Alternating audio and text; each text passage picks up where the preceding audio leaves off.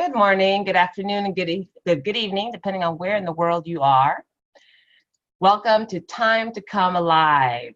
This is an opportunity every week where you have the chance to become more conscious about yourself. You have an opportunity to become even more connected to others. And then ultimately, with those two, be able to create something of value in the world. My name is Valerie Hope, and I am your host. Today we have a very special edition of Time to Come Alive. I don't have a guest this week, which is unusual for those of you who have been following me for the past year. You know, I started out without having any guests, and then I picked up the process of getting some guests. And today I decided to wrap up 2019 by going solo once again. Before we get started, you know that I always want to prepare ourselves for how we're going to have this conversation, what we're going to listen for. And I'd like for you just to spend a moment to just get centered wherever you are. If you're sitting or if you're standing, if you're driving, whatever you need to do, just get centered and focused. Take a nice deep breath, release that. Another deep breath. There's nothing like a good hit of oxygen to get centered. Now I want you to just think back over the last 12 months. Over the last 12 months, the things that you have experienced, things that you've tried that were new, things that you've given up on that weren't working, the people that you may have connected to in the process,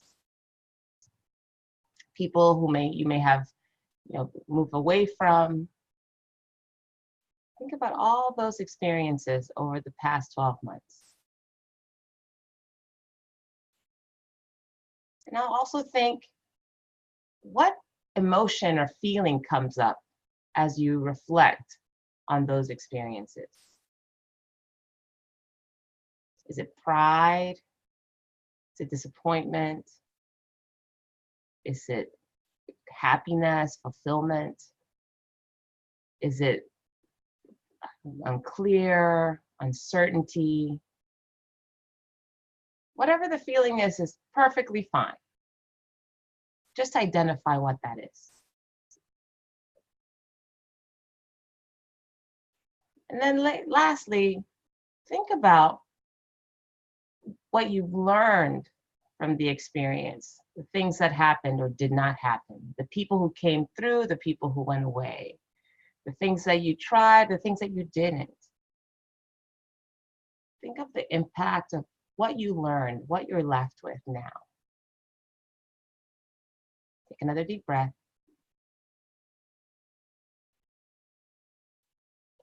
Now, just want you to honor whatever that is. Honor the experience, honor the emotion that came up, and then honor what's left. And that's what I'd like to take time to do today. I want us to really spend some time in just reflection. And I will do that by reflecting on myself over the past 12 months. I think as I took on the journey of this time to come alive, that I've learned some things, I've experienced some things that I wanted to not only reflect for myself, but also thought would be helpful to share with others. The interesting piece about all of this is this particular program came about because I went to a conference in October of 2018. It was called the Growth Summit.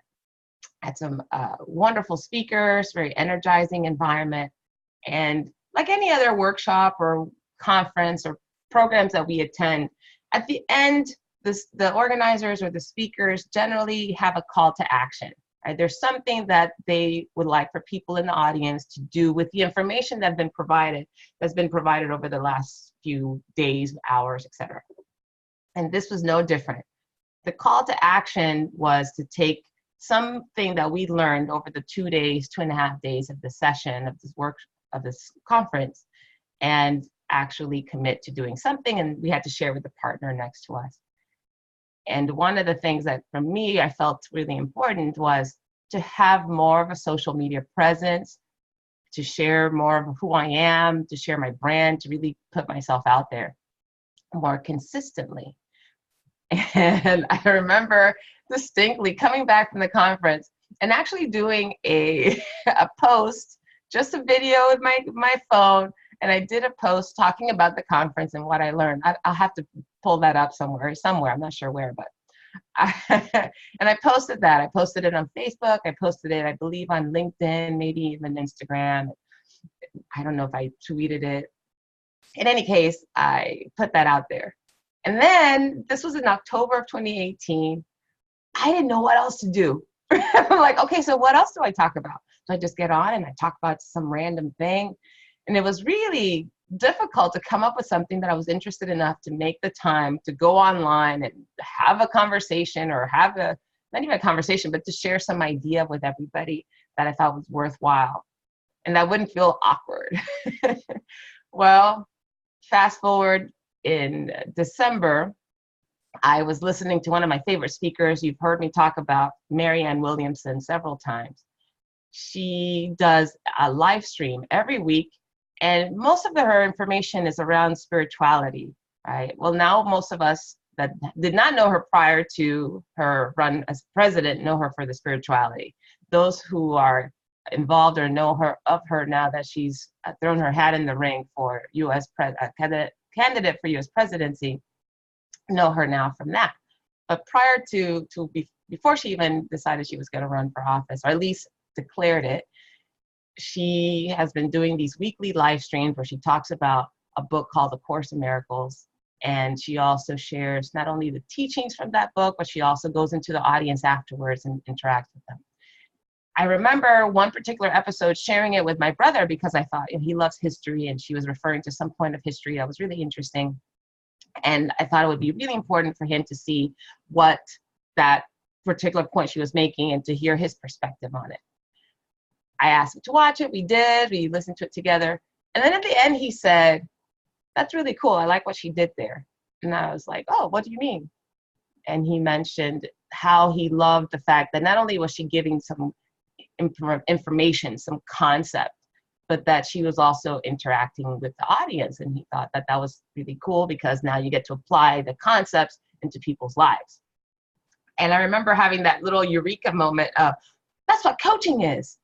And as a leadership coach, my job is to help not only show and share concept, but to also have an opportunity to give people a chance to learn how to apply the concepts that they've shared.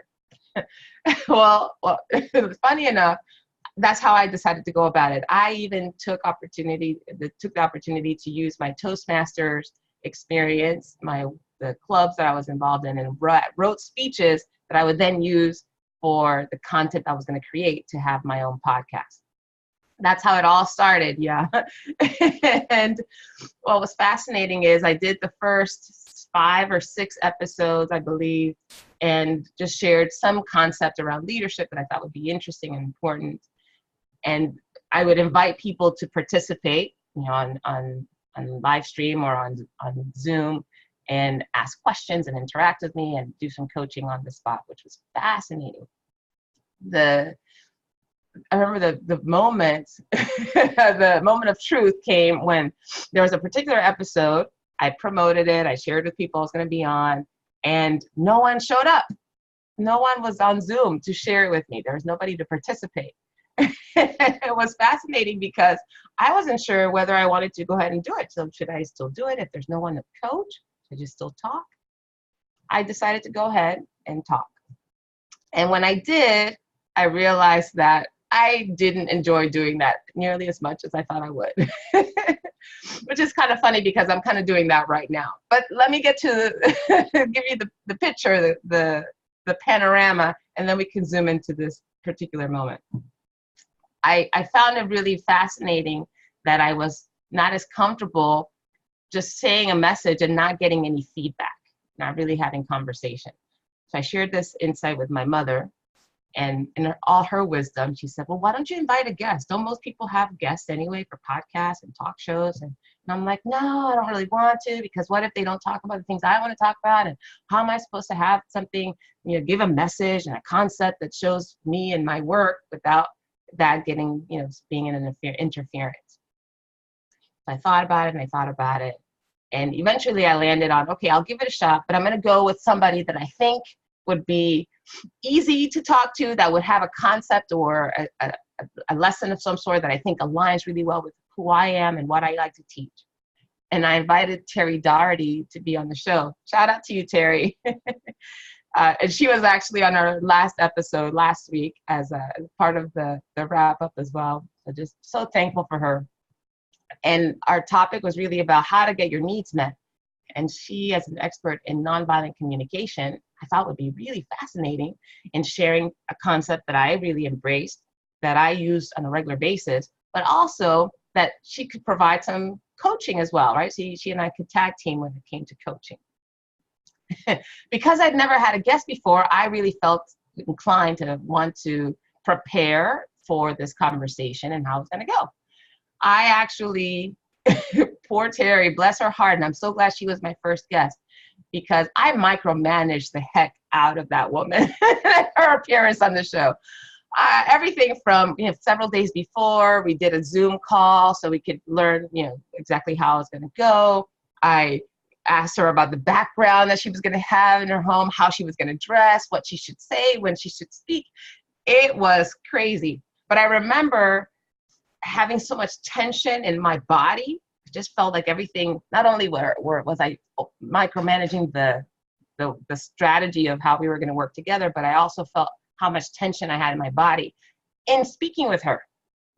And bless her heart, because of the work she does, I was able to, she created the space where I just shared it with her. I just said, I'm just feeling so tense right now. I feel anxious and I feel a little frustrated, and I want to communicate something to you, and I just don't feel like I'm doing it effectively. She reflected back what I said, which was lovely. Well, it wasn't lovely what I said, but her reflection of it was lovely. And I realized that in that moment that I could let go of that. I could literally let go of feeling anxious or tense or frustrated and just be authentic with her. And I really just, because the topic was about how to get your needs met, it couldn't have been more perfect. I just told her what my needs were. And at the time, my needs were, look, I want this to be professional. I want this to be a reflection of who I am as a person and who I am as a brand, a businesswoman. I want to be joyful. I want this to be enlightening.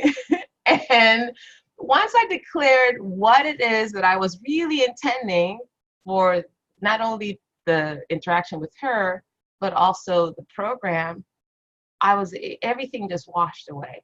It literally did. And I credit her a lot, because I think there's something about someone and how they listen to you that makes all the difference in how willing we are to share what's really happening. Not only share it, but also take a moment to reflect on what it feels like. Because sometimes we talk and we don't know what we're saying. We're just talking because we know that's expected of us, right? There's some moment for us to now speak, and we speak. But what we choose to say generally has something to do with how conscious we are about what we're experiencing. And when I got conscious, and I also had the experience of space and permission and her willingness and openness to be with me in this moment, then I could just share. And that's where idea of being conscious, how to connect with her came about. And then we created something really amazing. I'll make sure to share the interview she and I had, because it was really liberating. And I remember having so much fun that because of that wonderful experience, every single show hence, well, with the exception of this one, maybe a couple of things here and there, I have invited guests. And these guests have absolutely transformed my life. They have. And more than just in the content that they shared. But the other thing that you might not know is the reason I call this show Time to Come Alive is because of my favorite quote. Those of you who've known me for a while or who interact with me via email know it's a tagline on my emails. It's a quote from Howard Thurman. Howard Thurman is a theologian. He was known to be a mentor to Martin Luther King. And he, in his quote, captures the essence of what I feel is my calling. He says, do not ask what the world needs. Ask what makes you come alive and go do it. Because what the world needs are more people who have come alive. I can't remember to this day where I saw that quote first, who told me, I really don't know. But it so resonated with me, that idea of coming alive. And for me, coming alive is about feeling inspiration, feeling joy, feeling purposeful, and doing the things that help me align to that, help me do my best work. They really, really do. And so eventually I actually started, I believe, I don't even know if I had a name for the show when I first started. I'd have to go back and look. I'm not a person to do a lot of research sometimes when it comes to what has been, what's been done, what's been in the past. I really started to look forward. But I remember deciding to coin that phrase, time to come alive, because I felt that that's really what I was committed to. And the conversations that I had with every single guest that I invited to be in this program did exactly that. Not only for me, in many cases for the guest, him or herself, right? They would share how perhaps they shared something they hadn't had, had an opportunity to share before, or perhaps in the speaking about it, connected them to somebody that they would not have connected with in the past. All sorts of impacts, right? There was a lot of impact around what happened in those conversations. Then also the audience, we had you, those of you who are listening, those of you who are watching right now, participated in ways that I could never have anticipated. We, in the beginning, especially as I started to invite guests, they invited their friends and family or colleagues to join in too. So we had guests that were on with us live and interacted by sharing their experiences or asking questions or sharing some insight or comment. And it was fascinating to see this exchange of ideas, this enlivening experience that everyone seemed to walk away with afterwards. Well, all of those have made such an impact. I remember there was one, I have a guest who had her 2 or 3 year old daughter alongside her. and for a good amount of time, her daughter was really present and quiet and just engaged, watching herself or her mom on the screen, I imagine. And then she lost interest. But I remember just being with that. Whereas when I first started having guests and wanting to micromanage everything and making sure, having all that tension, by the time I got to the session with with my friend Mariam and her daughter, Maliha, Sophia, I remember just feeling like, it'll happen. Whatever happens, happens. My purpose is to help myself come alive, help others who are watching, and the guests also feel the same way, and so on and so forth. It's been absolutely phenomenal. I think, when I really think about the greatest lessons that I got from having this particular program, I highlight a few. I think one is releasing myself from attachment. I had no idea what was going to happen, how it was going to happen, when it was going to happen once I put this out there. I had no idea if it was going to be something that I would enjoy, that I would continue to do. I had no idea whether people would want to come on the program and actually be interviewed, and how deeply or how authentically or how willing they were to share their stories and their experiences. And I really went into this being as open and as willing as possible to just help things get created, create the space for things to be created. And it has paid off. It really, really has. Today marks the 52nd official episode of Time to Come Alive, which for me, that means that every single week, essentially, I produced and I put out a session. And first of all, I don't know if that's easy for everybody to do, but I know for me, I get bored quickly. So sometimes it's been like, I'll start something and I decide, I'm done, I'm bored, I'll do something else. But somehow this particular program has helped kind of pull me in. And what it really did for me was the connection I create with people, many of them whom I know, others who I don't. That having scheduled time every week for that to occur made all made it worthwhile for me to stake this moment in time every morning, Tuesday mornings, to have the session. So that was a big lesson in not attaching myself to the outcome. And also the sessions that I thought were most exciting or revealing, or perhaps were not the ones that had the most views. I have to give a shout out to the top 2 sessions that we had. Number 1 was with Felipe Ferreira, who was also on the show last week. He had one of the most viewed sessions. His was very personal. It wasn't particularly focused on business at all, but he shared a lot about his life and his heart for service. He had his mother in the session, and she shared some words. Now he's in Rio de Janeiro, Brazil. His mother doesn't speak English very well, so she spoke in Portuguese and he translated. It was just beautiful. I just remember how happy everyone was. And his session had quite, the most views out of all 52 sessions so far. And the second most viewed session was with my sister-in-law, Eva Castilla, who was also on our show last week. Last week, you could see we're quite the highlight of people. And I remember and I hope, Eva, you don't mind me sharing this, but after the session, Eva mentioned how she shared things that she did not realize she was going to share. She opened up in ways that were surprising to her. What I now like to call, she had a vulnerability hangover. And I've learned also that's a thing. It's a thing that happens in these conversations. Well, I think she so resonated with people with who she was being and how she showed up that she had the second most highly watched episode of Time to Come Alive. So thank you, Eva. Thank you, Felipe, so much, so dearly, for who you were and what that created in this space. Phenomenal. I also, I learned about vulnerability, that there were moments that people shared things that were so incredibly personal and so incredibly moving that even I felt moved to tears sometimes, or they felt moved to tears. But that I don't take for granted the space and the sensitivity that it requires for someone to feel safe enough to share something.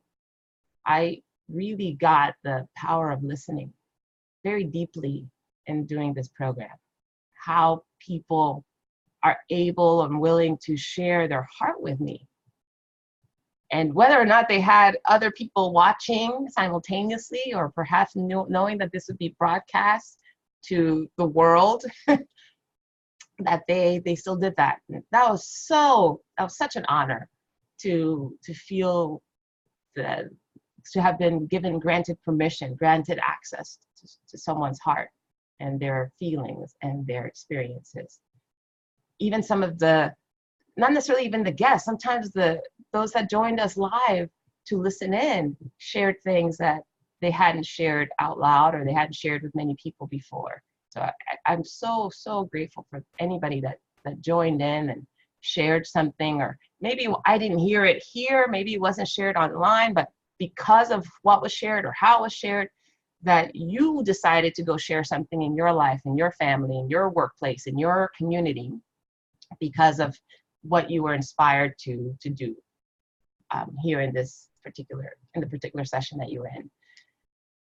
So there's so many lessons. I would say those are some of the main ones. I think I also got for myself, in order to show up that way, there are a few things that I needed to do. One is I needed to give myself enough structure so I had a sense of where things were going, but not so much that I felt that I needed to be locked into, okay, this has to go first, this has to go second.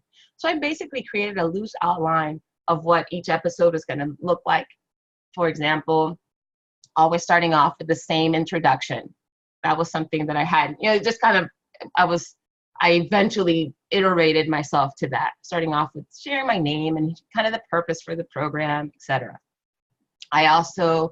I created, the outline to have a little bit of mindfulness, because I really understood that part of every conversation needs to be prefaced by, how are we listening right now?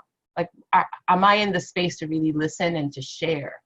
And for me, in order for me to create that space, I felt that that was a great way to just get people grounded and centered. And then the questions and comments that came up, I'll have to tell you, if maybe you know, maybe you don't, I may have mentioned it before. I didn't send any of my guests, here's the list of 6 questions that we're going to talk about today. I essentially would give them a sense of, here's where I think the conversation could go based on their specific experiences and their expertise or their knowledge. And I felt, hey, we're going to talk about your relationship to money. That's, you know, I think, and what you learn throughout your life and lessons that you picked up on. It was maybe a sentence or 2. And I'm so grateful for guests that were so willing and open to just roll with it. I didn't have any pushback. There were a couple of people who wanted a little bit more, like, okay, what am I supposed to do and say? But for the most part, me saying, look, here's what we're going to talk about, and we're just going to have a conversation was enough. So I learned that creating a structure, a loose structure for myself, but also giving a loose structure to my guests was essential. That helped them feel a little bit more comfortable about what was going to happen. Even if the loose structure was, we're going to talk about this general topic, it might go in a different tangent, and we're going to have a conversation. So it was a dialogue. Giving just that information made all the difference. And part of my outline, I also wanted to make sure that I ended on either make sure that I was wrapping up some of the key points that were being shared, and then introduce the next episode to everybody. So that was essentially the structure I gave myself, like in the actual session to session. Prior to, though, what happens behind the scenes that you may not be aware of. A few things have to take place. One, I must meditate. Before every single session, I have to do meditation. And that could be a 10-minute, it could be 20-minute. I usually aim for 15. That was kind of the magic number. And the purpose for meditation for me was, one is to just get really centered and breathe and clear my mind. Sometimes things would show up, comments that I wanted to make, or a question I wanted to ask, or something I wanted to do in the mindfulness exercise at the beginning would show up, would rise to to my consciousness because of the meditation. But I didn't miss a single session without meditating first, because I just knew the power of what it does for me and how present I can be in a conversation and how prepared. And today was no different. Even though I have no guests, I did meditate prior to showing up with you today. So. Hey, I'm on, Valerie. Oh my goodness, hi. Who is this? Hi, Joanna. I've been listening. Joanna! I'm like, rude? Hi, welcome. Well, I'm so proud Can of you hear you me? for 52 weeks. Yeah, I can hear you. Oh, okay, great.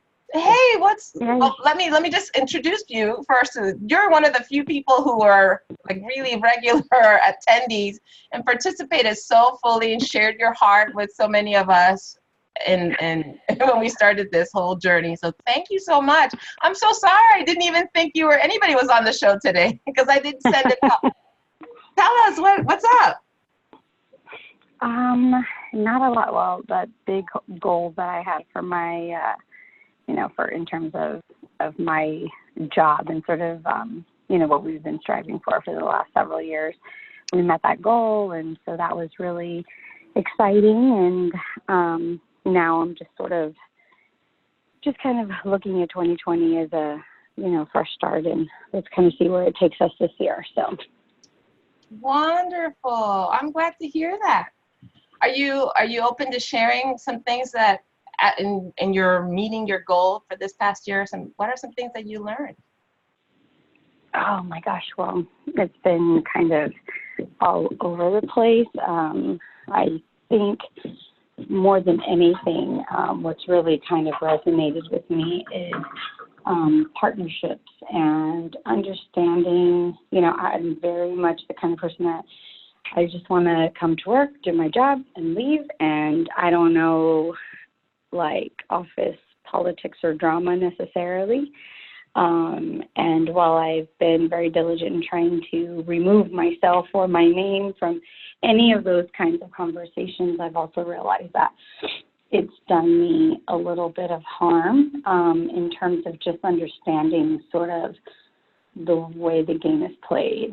And I think that coming into, there's so much with the Me Too movement and this pay disparity and all these things. I feel like we're definitely in the, this is the year of the woman, hear me roar kind of thing. But more importantly, what I never really understood or realized is that I think that women of color in the corporate sector certainly have a very different lens for corporate culture and the way that things work and allies and what that means and communication and really being vulnerable enough to, as you were mentioning, which is so hard for me. So much of it is fear-based, right? Like what if? But I mean, living like that certainly hasn't gotten us where we wanted to go. So I think that we're in this change of climate in so many ways.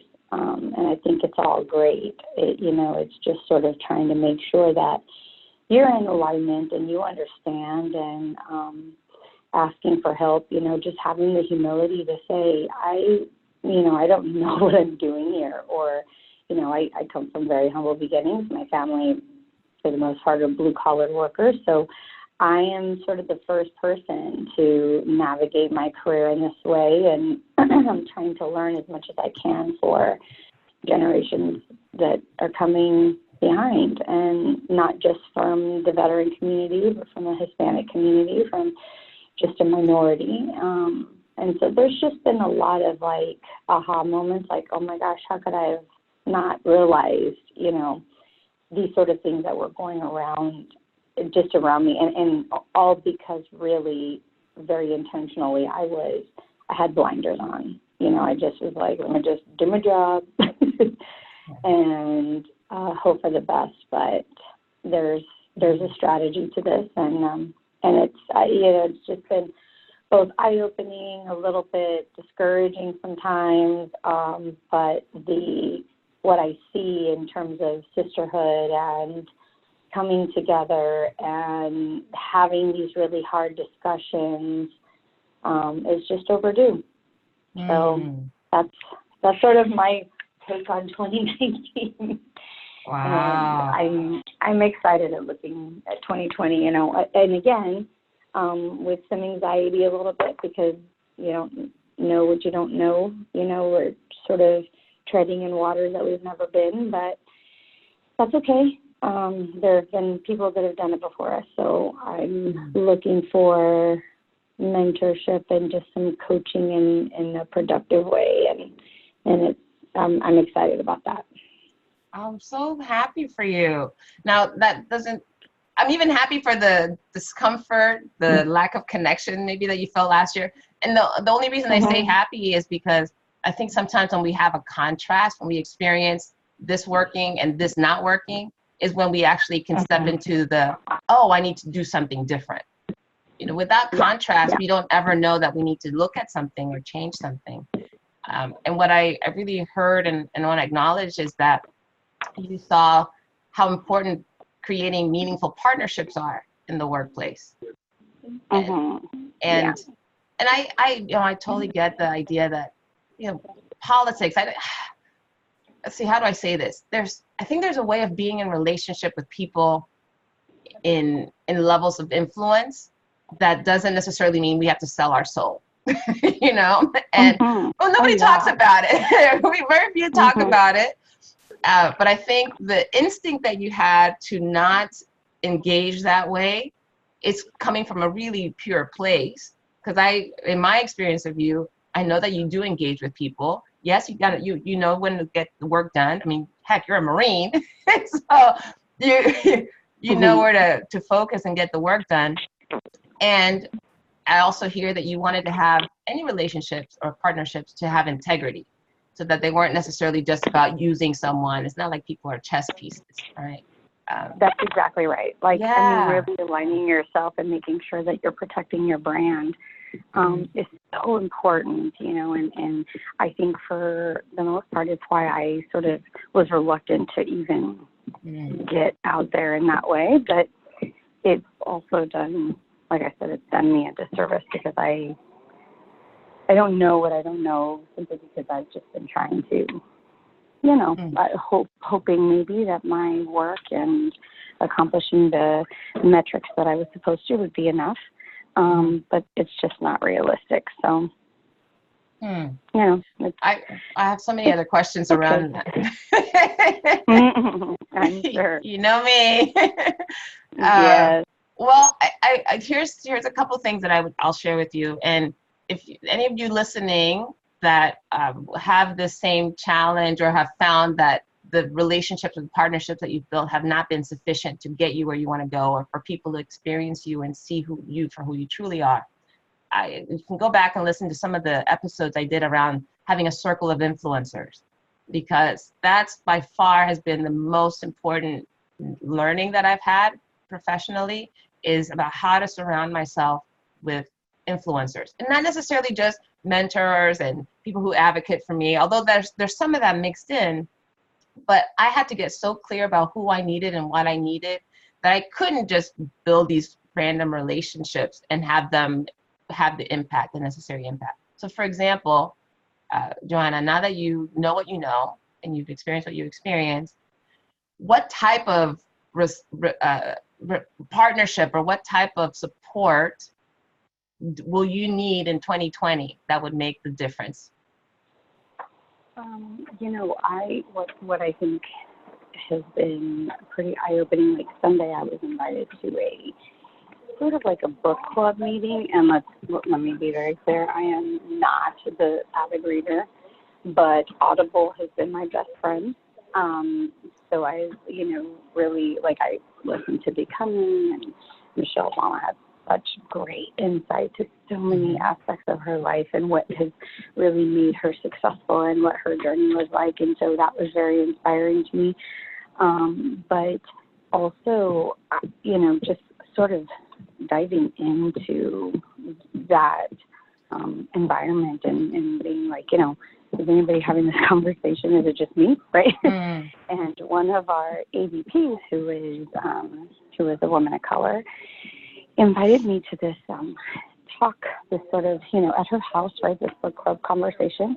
And I was the only Hispanic female there. It was all women of color. It was all, you know, in most cases, they were all, you know, had more of a leadership role within our organization. And I was just so honored that they felt comfortable enough to invite me to that table and have that conversation and talk about things that traditionally women and women of color more specifically do not talk about, like salaries, negotiating your salary, things like that. And I have come to just be like, okay, here's what I'm trying to tell you. I need like elementary sort of coaching. I need you to tell me exactly what to say or to maybe role play with me, because this is so out of my norm and comfort zone that it makes me nervous. And, you know, they're like, well, why would you ever be nervous? You know, look at what you do for this large company. And I know that, but I think that coming to a point where you really recognize your worth is so foreign to us. You know, we're just so happy to have a job, maybe, that it's tough. I mean, it's almost scary. And that's kind of what I've come to understand. And it's been even a little bit hard to say, you know, like, how could I, you know, gone all these years and not really paid attention in the way that I should have. And so, wow. Well, that's so great that you are realizing that. I think that's not something that we learn explicitly anywhere. You know, unless you have a mentor, like, and someone to show you, guys, these are the conversations we need to be having. Here's some things that you need to prepare for. It's not that you go to college or sometimes unless you find your own like workshop or conference or something where there's a topic around it, we really it's a self-study process when it comes to what you were talking about, and figuring out what is your worth and how to have those conversations in a place that feels empowering to you and that leaves the other person also feeling empowered. I'm so glad that you identified that, though, because that's where now you can start taking some action. And it sounds like it was also as important for you to be included and invited to participate in with a group of women so you were not alone in some of the doubts and uncertainties and insecurities that you're experiencing. To hear other women talking about it, women of color talking about it, seemed to make a huge difference. Mm-hmm. Huh. Oh, yeah, and I know how sensitive these conversations are, and I realize there's a huge element and variable of trust, especially when it comes to women of color. It just, because, it is what it is, right? It's a little bit, we are coming into this space, certainly newer or, with less tenure under our belt. So I knew that it was important, and I knew that it was a big deal, to just unify them. And so I felt, so just the gratitude, and I sent every one of them a thank you note, thank you so much for including me and having, my back in that way. And I know that from that conversation, I've just gained a handful of advocates and sponsors that are going to help me navigate through this. And, and that makes a world of difference. It just, Love it's that. huge. Well, good. Hey, if you want to take it to the next level, I'm going to be speaking for the Irving Hispanic Chamber, the women's division. We're doing a webinar. Well, not webinar. We call them feminars. It's like a seminar for women on January 8th. On January 8th. And it's around building your circle of influencers. So it's really walking away with knowing, okay, who do I need to invite? Who do I need to stay connected to? Getting really clear on what you need from those individuals, and then looking at how to fill out your circle or how to maximize the people that you already have in your network. So I'll send you an email with the info so you can come. And if you have other women in that group that you spent some time with, or people that that are missing this conversation, this would be a great place to do it. And you might find somebody to fill your circle within the group that attends.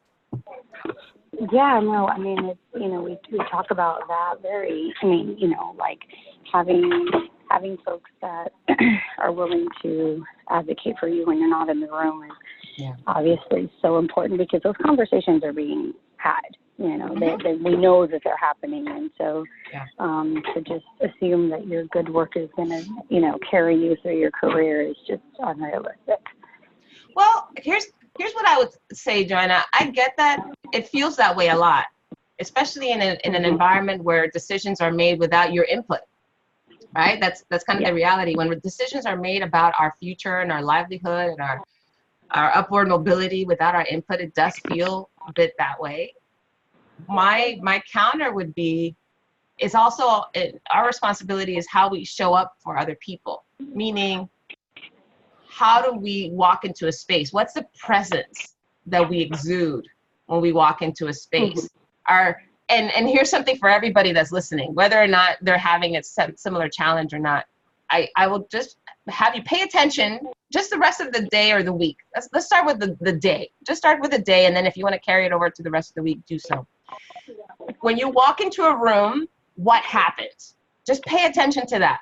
Meaning, when you walk into a space or into a group or a conversation, do people seem to light up, stand up straighter? Do they seem to have more life and joy?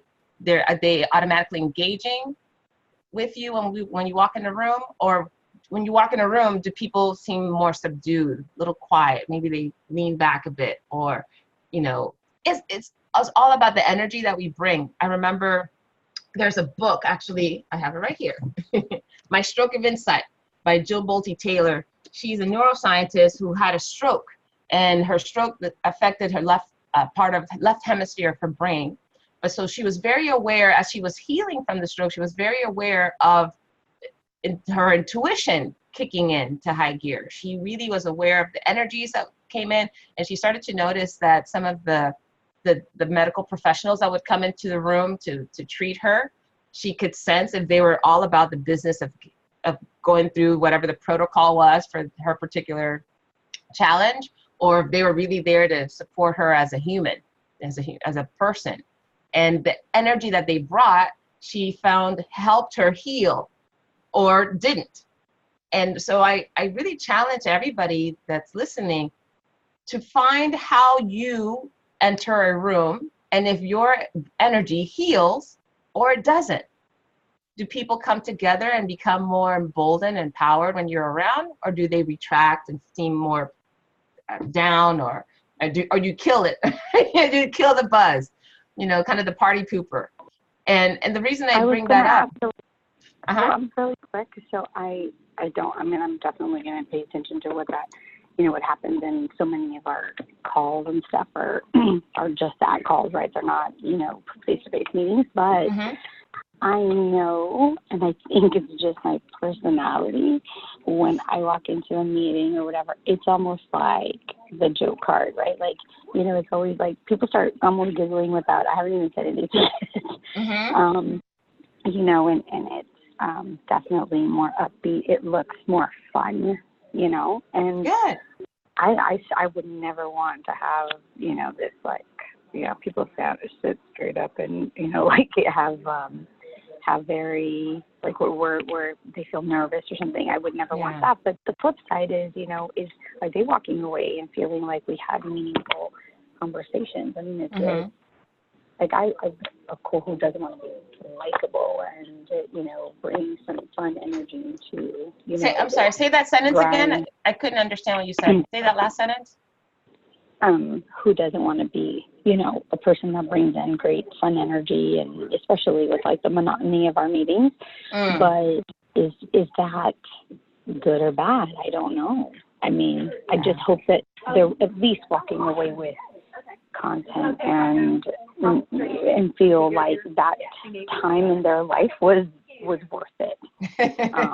So I think the time in their life was worth it. Yeah, like spending an hour with me or 30 minutes or whatever, was a good choice, right? Yeah. And so what's your take on that? Well, a lot of it depends on, the other piece is you got to know what impact is on other people. It's one thing to pay attention to your presence, right? So you can sense from people, like you said, if you walk in and people seem more jovial, they seem to joke around, awesome. But I can also hear that you're there to get something done. And are people walking away feeling like they were supported in getting something done because they interacted with you? The thing to look at is, you can look at a couple of things. One, did things get done? So did the ball get moved forward because the presence that you brought to the meeting, or the intention that you brought in, or the way you communicated had an impact? That's one thing to look at. Did you walk away with action items? Are people now more organized? Were the dates set? Were the next meeting set up? Like, whatever the outcomes of the meeting, were they fulfilled? You can look at that. And then here's what I would lead anybody that I'm coaching is go ask people. Actually, like, interview people. One of the most meaningful exercises I did several years ago, I did a workshop that had me go out and ask people in my life, both professional life, my personal life, my community life. Like, I literally just went out and asked anybody that I could get my hands on. And I asked some questions like, what do you think, not necessarily what do you think of me, but it was like, what are my strengths? What do you perceive as my strengths? What do you perceive as my weaknesses?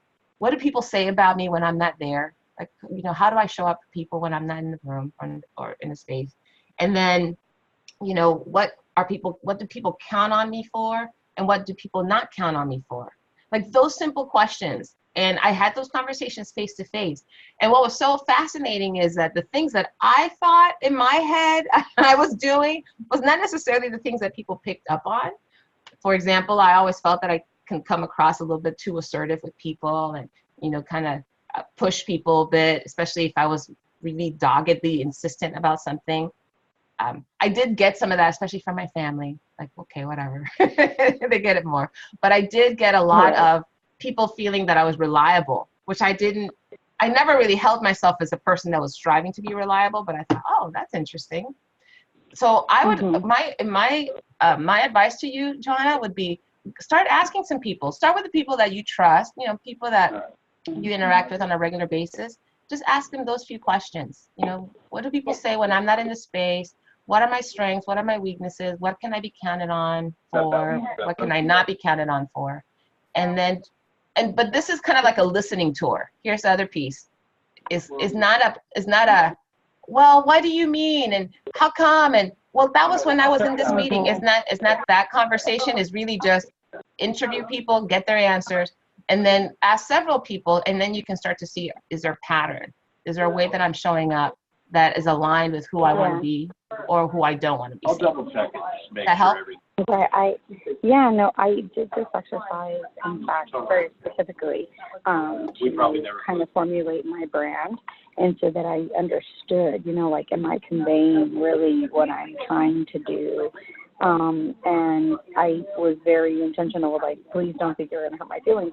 I need to know what I can fix, and if I don't know, then I don't, you know, how can I? What'd you learn? What did you get? Loyal, like my passionate, loyal, you know, obviously fun, right? Funny. Those things came across. But I don't think that I realized how much loyalty is a thing for me, and trust, and all of those things, which I found really interesting. And as I start navigating, really look at what are the things that are important to me, what, you know, what job do I want next, and what organization would I want to go to, and all of those things. I think it was really helpful to know that even if they are important to me, that they're also being, like, people are picking up on it without me even saying anything.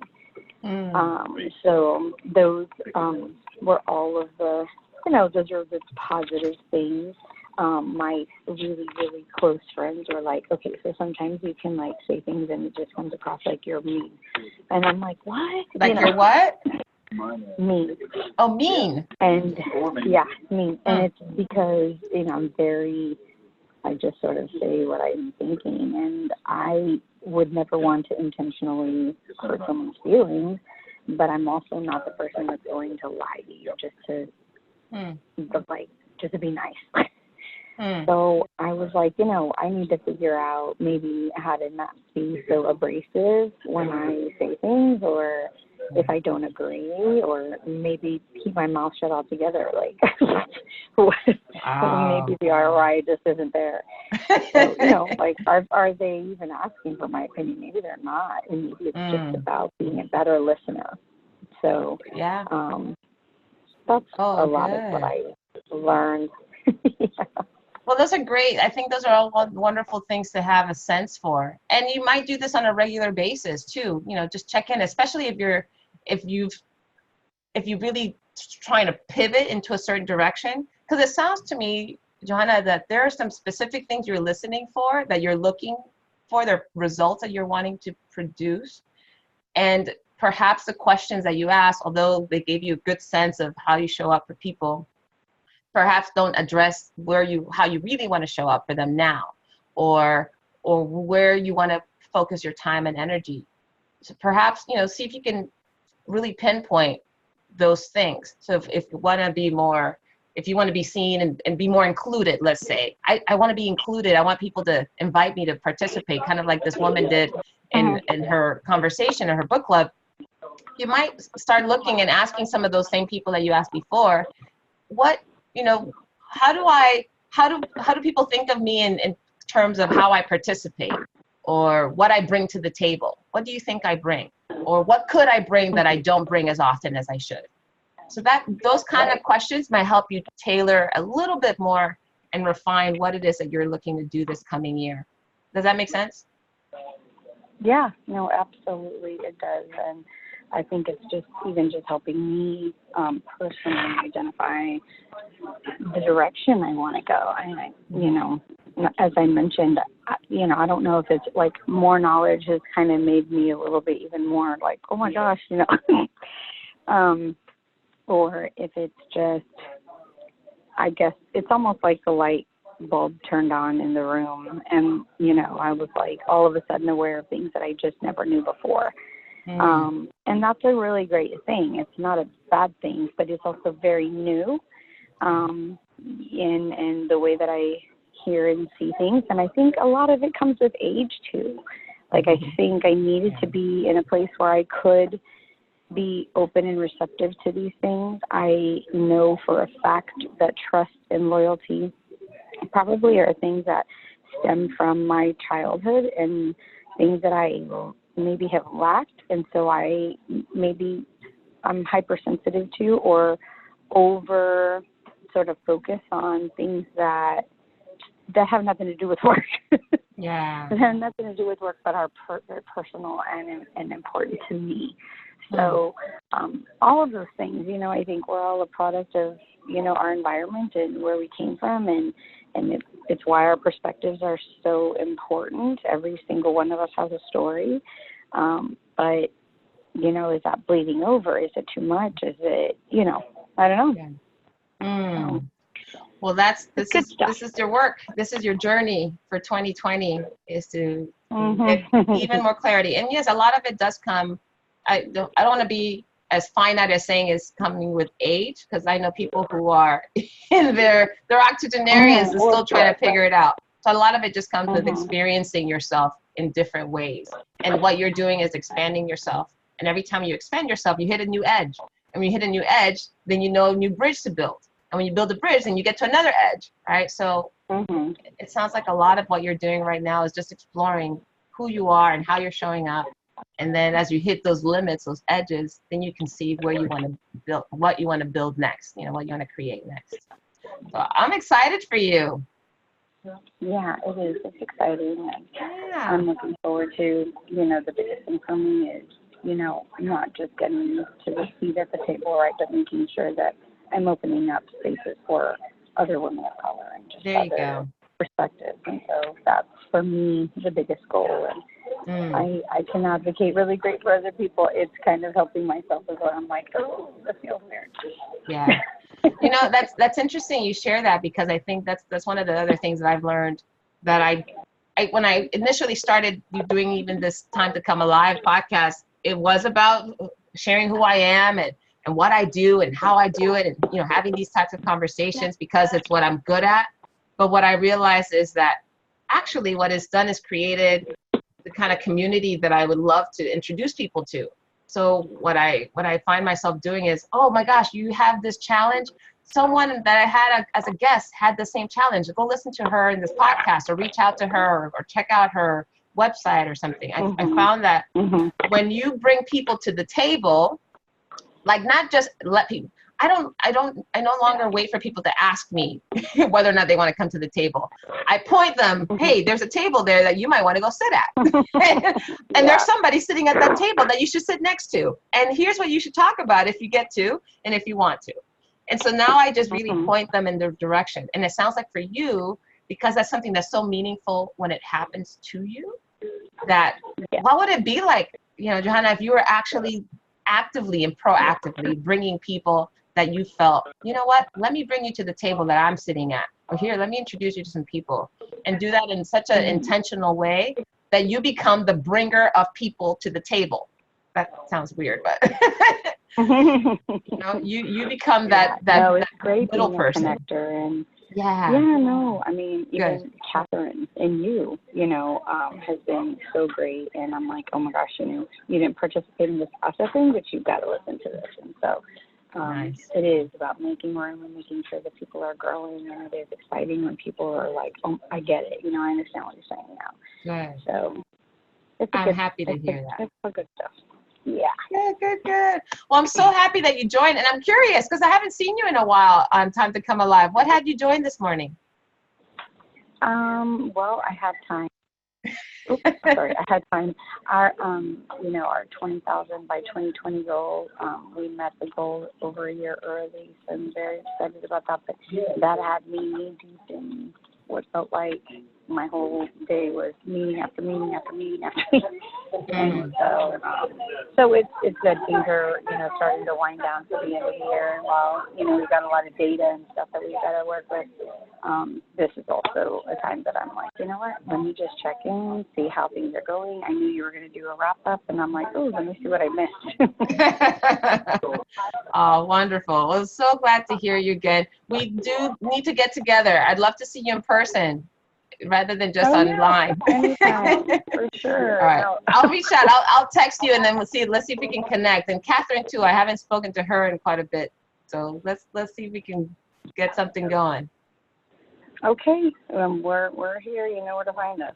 Awesome. Thank you so much, Joanna. Thank you for sharing what you're up to and what you're coming up on next year. Can't wait. You might be one of those guests that I have next year. Actually, you know what? I'm going to reach out to you because I've been wanting to have a conversation with a veteran too. So you might fulfill on both. I'll reach out to you and let's schedule some time. Okay, everybody, you heard it here.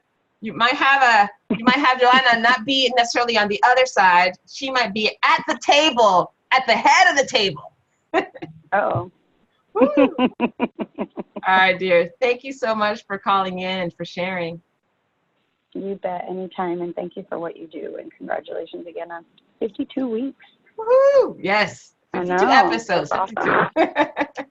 Or episodes, Awesome. I thought it was like once a week. Nonetheless. Pretty much, yeah. Thank you. Happy for you. Thank you so much. All right.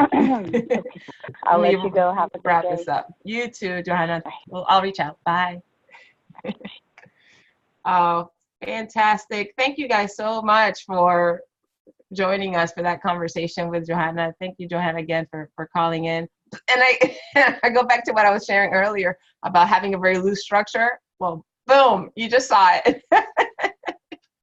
And what I mean is that I really didn't anticipate that I would have anybody join me on the call live today, primarily because it was just kind of a year wrap up, and I actually didn't even promote it as such. I just mentioned that I was going to do it, and that was about it. But the fact that I have someone loyal like Johanna and how she felt as comfortable as she did in sharing what she was facing and what she learned, I think is a great testament to how impactful it's been for me to have this kind of loose structure so that I could pivot and have a conversation that's meaningful and hopefully brought all of you value as well. Well, just to really take all of those things I shared and wrap up is, I'm so grateful, so grateful that I had an opportunity over the past 12 months to share more of myself than I thought I ever would in a forum that is far more public than I ever anticipated I would want to be. And then also have these beautiful souls who came along with me for the journey that really stepped in to whatever uncertainty they may have been feeling or whatever message they felt on their heart they wanted to share and really brought that forth for all of us. So grateful for that. And I think what it's really been for me is a journey of freedom, like freedom to have a loose structure, right? To really just step into the calls of peace in knowing that I'm really connected in a way that's meaningful for me, with people that come on the program as guests, also those who are listening. And then ultimately that ease. I feel like, making it easy is really important. And so next year, as I move forward in this journey, you'll continue to see Time to Come Alive. Not sure how long or how it'll go, but for me, I know that there are a few things that I'm committed to. Definitely freedom, peace, and ease. That's going to continue, and I do have some goals I set for myself. It's part of my vision for next year. One is doing more in Spanish. Para los que saben, soy de Panamá y hablo español. So those of you may not know that I'm a Spanish speaker. I want to do some sessions in Spanish because I think that will also open up the platform for individuals who I haven't spoken to and for an audience that perhaps I haven't quite connected with. And so you'll see me do some things in Spanish. And actually I have one episode already I'm going to put out there with my sister-in-law, Eva, who is so wonderful, willing to share. I will share that with you all in Spanish. I also have some topics that have just been resonating with me that I feel like I want to put out there around foster care and foster care system, around immigration, around death, race, around all sorts of fascinating topics that I think sometimes are tough to talk about. But I know there are some of you out there who experience either great highs or miserable lows around some of those areas. And I would love to have conversations with you. So if you know someone that you think is willing and interested in coming on the program and has something to share that would be of value to other listeners, and you also heard I mentioned to Johanna something around veterans, their experience, please let me know. Reach out to me. You can send your emails to Valerie@valeriehope.com. That's VALERIE @valeriehope.com. Okay. And that way I can connect with you and see what's up and where I can support. What a year. It's been phenomenal. Just to end things by saying, I won't have Time to Come Alive episodes until January. Our next episode is actually going to be on January, I'll tell you right now, January the 7th. And so between now and January the 7th, I want you all to enjoy any holiday that you celebrate. And if you don't celebrate a holiday during this time of year, enjoy whatever you're doing, what you're working on, the projects that you have, whatever you're doing to wrap up this calendar year, that you embrace it fully, that you take some time to reflect on what's important to you. And I can't wait to see all of you back here. We're going to change the time as well. We're going to start at 9 a.m., going live at 9 a.m. Central Time on Tuesday, January 7th on Time to Come Alive 2.0. Ooh, 2.0, or should be 20.20.